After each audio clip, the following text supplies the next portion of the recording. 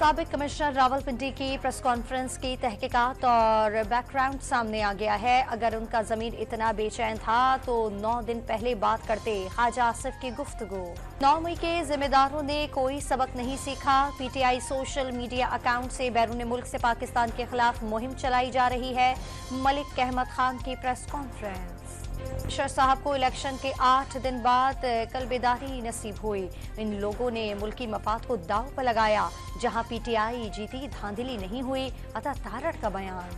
Election commission ने साबिक commissioner Rawalpindi Liaquat Ali Chatha के इल्जामात की छानबीन के लिए कमेटी तश्कील दे दी। रिपोर्ट के बाद कमिश्नर रावलपिंडी के खिलाफ कानूनी चाराजोई का फैसला किया जाएगा। जिम्मेदारी पूरी ईमानदारी से अंजाम दी। इंतखाबात निहायत शफाफ थे, कोई दबाव नहीं था। डीआरओस ने साबिक कमिश्नर के इल्जामात की तरदीद कर दी। इंतखाबी नताइज में मुबैना धांधली के खिलाफ बलूचिस्तान की कौमी शाहराहों पर पहिया जाम हड़ताल। सड़कें बंद होने से गाड़ियों की लंबी कतारें लग गईं। शहरियों को मुश्किलात का सामना। पीटीआई से राब्ते। लियाकत बलोच ने जमात इस्लामी के मजलिस शूरा को रिपोर्ट पेश कर दी। अरकान का पीटीआई क़यादत से राब्ते और मुलाकात का खैर मकदम।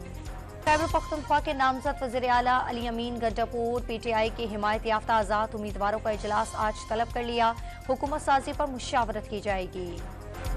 इंतखाबात में ठट्टा में क्लीन स्वीप करने की खुशी में पीपल्स पार्टी के जलसे की तैयारियां मुकम्मल। मखली स्टेडियम में जलसे का पिंडाल तैयार, कुर्सियां लगा दी गईं। कराची के इलाके शाह फैसल कॉलोनी में बीवी के सामने एमक्यूएम के कारकुन का कत्ल। वाक़े का मुकदमा दर्ज। मकतूल 2 बच्चों का बाप और न्यू कराची का रिहायशी था।